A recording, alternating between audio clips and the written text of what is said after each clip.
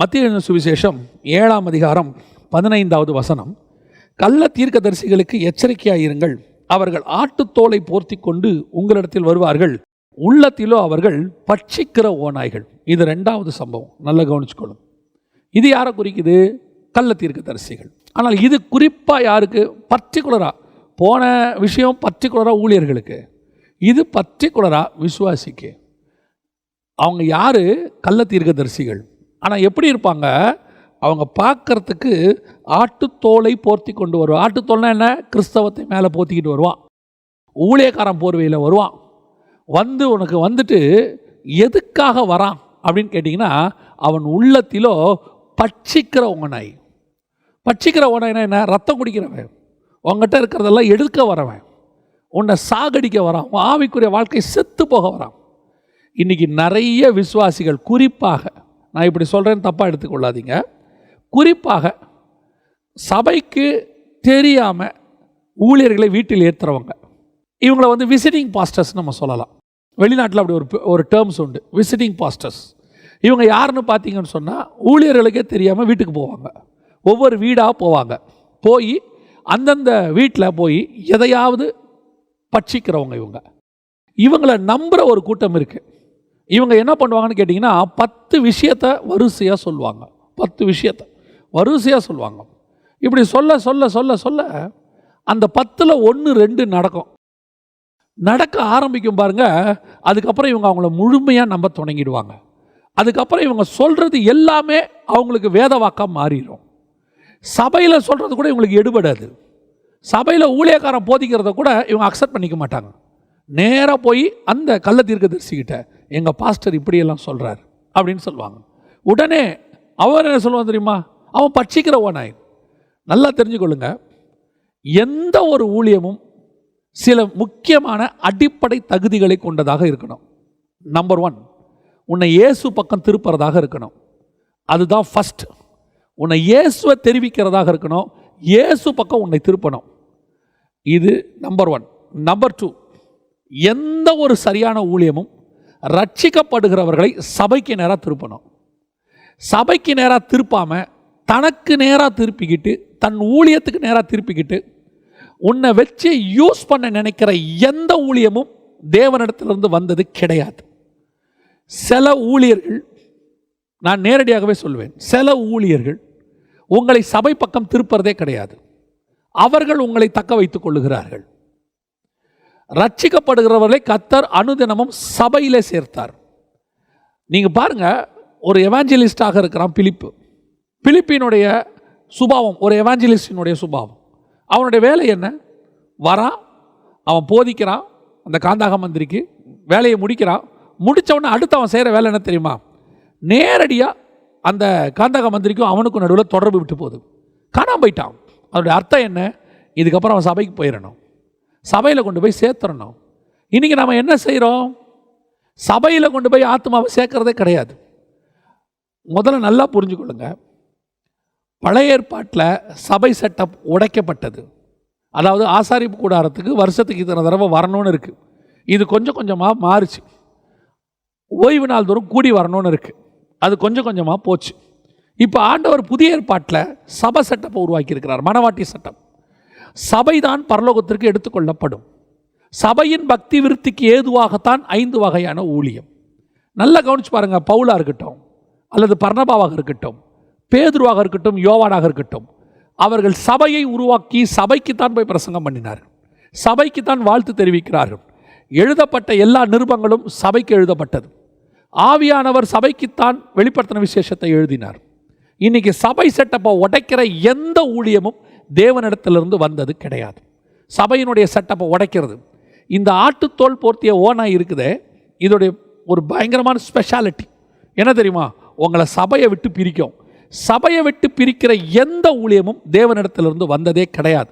அது பார்க்கறதுக்கு ஸ்பிரிச்சுவலாக இருக்கும். அல்லேலூயா, பிரைஸ் தி லார்ட். ப்ராஃபஸி கூட சொல்லும். ஏன்னா அதுக்கு பேரே கள்ள தீர்க்கதரிசி. அது சொல்கிறதுல 10ல் 2 நடக்கும், 8 நடக்கும். எங்க 10ல் 8 நடந்தால் அவர் தீர்க்கதரிசி கிடையாது. 10ல் 10 நடக்கணும், அவர் தான் தீர்க்கதரிசி. இன்றைக்கி நீங்கள் அங்கே தான் மிஸ்டேக் பண்ணுறீங்க. குறி சொல்லுகிறவர்களுக்கும் தீர்க்கதரிசிகளுக்கும் என்ன வித்தியாசம்? குறி சொல்லுகிறவன் 10 சொல்லுவான், 2 நடக்கும், 3 நடக்கும், 4 நடக்கும், 9 நடக்கும். ஆனால் 1 நடக்காது. நடக்கவில்லை என்றால் அது கர்த்தரிடத்திலிருந்து வந்தது அல்ல.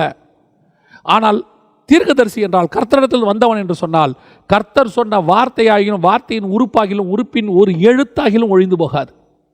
இன்னைக்கு கடைசி காலத்தில் இந்த மாதிரி ஆட்டுத்தோல் போர்த்திய ஓநாய்கள் உங்களை பட்சிக்க வருகிறார். இவங்க பண்ணுற முதல் வேலையே என்ன பண்ணுவாங்கன்னா, உங்களை சபையை விட்டு பிரிப்பாங்க. தங்கள் தக்க வைத்துக் கொள்வார்கள், தாங்கள் அவர்கள் தொடர்பிலே வைத்துக் கொள்வார்கள். அவங்களுடைய ஆவிக்குரிய வாழ்க்கைக்கு நான் தான் பொறுப்புன்ற மாதிரி உருவாக்கிடுவாங்க, மாயையை உருவாக்கிடுவாங்க. உங்களுக்கும் ஒரு ஸ்பெஷல் கேர் எடுக்கிற ஆள் வந்தார்னு நீங்கள் நினச்சிப்பீங்க. நீங்கள் அப்படி தான் நினச்சிப்பீங்க. நமக்கு எதாக இருந்தாலும் இவர் இருக்கிறார், இவருக்கு ஃபோன் பண்ணலாம், இவர் நமக்கு நல்ல கவனிங்க. ஒரு ஆலோசனைக்கு ஒரு ஊழியக்காரனை கேட்கறது தவறே கிடையாது. அதே வேளையில் அந்த சபையை தவிர்த்து உனக்கு கொடுக்கப்பட்ட மேய்ப்பனை விடுத்து நீ ஒரு டிபெண்டபிளாக ஒரு ஆர்கனைசேஷனையோ அல்லது ஒரு சுவிசேஷகரையோ அல்லது ஒரு தீர்க்கதரிசியோ நீ பிடித்து கொள்ளுகிறாய் என்றால் உன்னுடைய ஆவிக்குரிய வாழ்க்கை தப்பாக போயிட்டு இருக்குன்னு அர்த்தம்.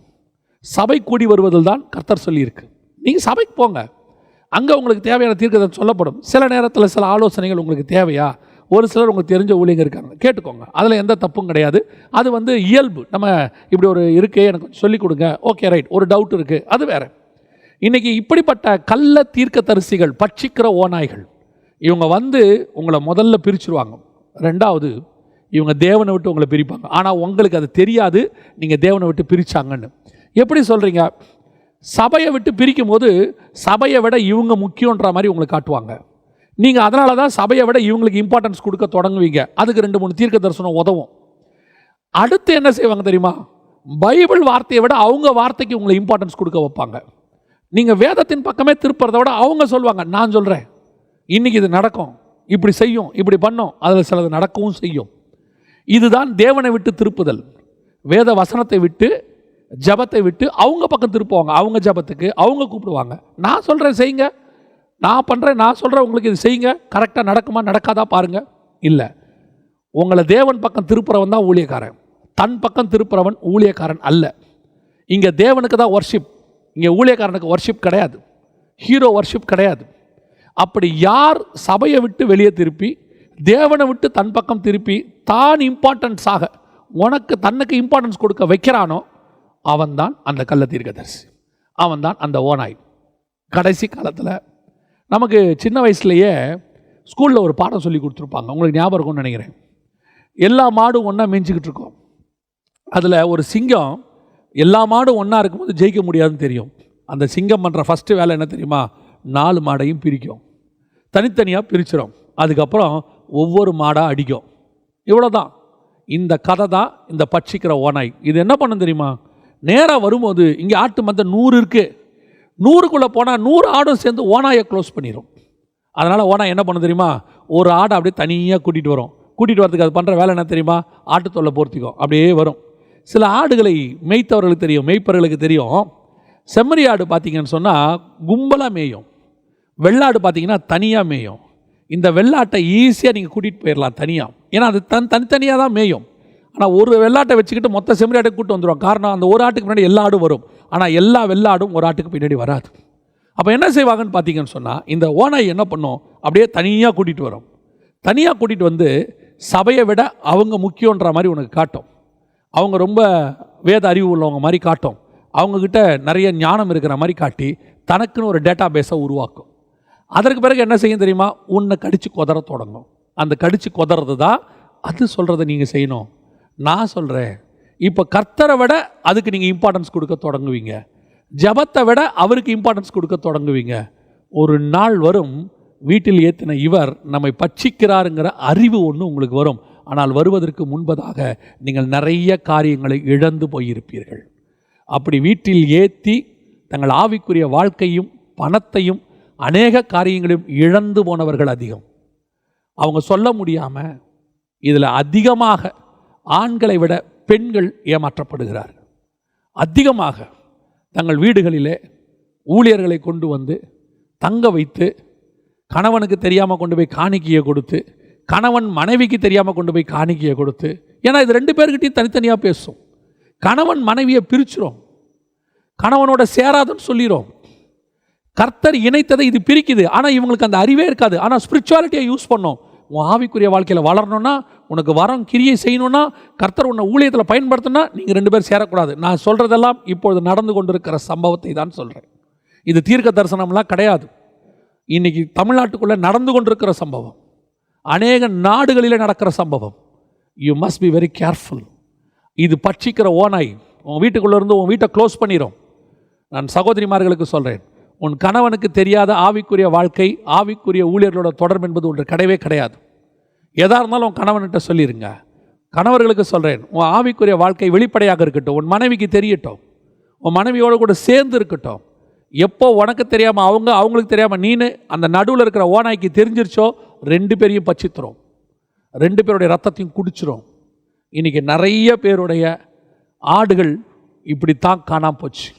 காணாமல் போய் பல காரியங்களை இழந்து போய் இன்றைக்கி ஆடுகள் இன்றைக்கி மேய்ப்பன் இல்லாத ஆடுகளாக மந்தைகள் சிதறி போய் கடைசியில் ஆண்டவரை விட்டே போயிட்டாங்க. எனக்கு இந்த மாதிரி ஊழியர்களை விட எனக்கு ஆண்டவரே வேணாங்க, எனக்கு இந்த கிறிஸ்தவமே வேணாங்க அப்படின்னு சொல்லிட்டு இடறதற்கு ஏதுவான கல்லாய் மாறிப்போன எத்தனையோ ஓநாய்கள் இருக்கிறது. அன்பு விசுவாசிகளுக்கு நான் சொல்லுகிறேன், நீங்கள் வசனத்தை நேசிக்கிறவர்கள் என்கிறபடினால சொல்லுகிறேன், சபையை விட்டு பிரிக்கிற எந்த ஊழியமும் ஊழியம் அல்ல. தேவனை விட்டு தன் பக்கம் திருப்புகிற எந்த ஊழியனும் ஊழியக்காரனும் ஊழியங்களும் ஊழியமும் அல்ல. அது ஊழியக்காரனும் அல்ல.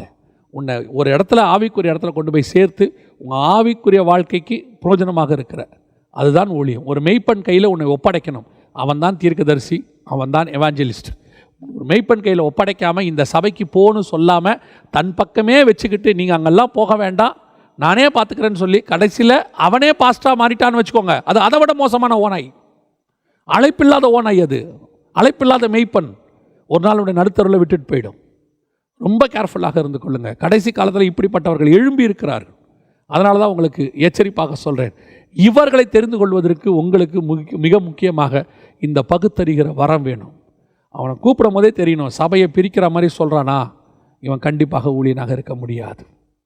ஒரு சபையில் பிரச்சனை இருக்குது, அந்த சபையில் இருக்க முடியல. எல்லா சபையிலையும் எல்லாராலும் ஒரு சிலருக்கு பிரச்சனை இருக்க தான் செய்யுது சபையில்.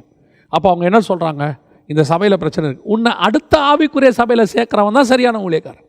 அப்படியா, நீங்கள் ஒன்றும் கவலைப்படாதீங்க, உங்களுக்கு என்ன ஞாயிற்றுக்கிழமையான நாங்கள் பார்த்துக்குறோம், உங்களை நீங்கள் தொடர்பு கொள்ளுங்க அப்படின்னு தன் பக்கத்தை தக்க வச்சுக்கிறான் பாருங்க.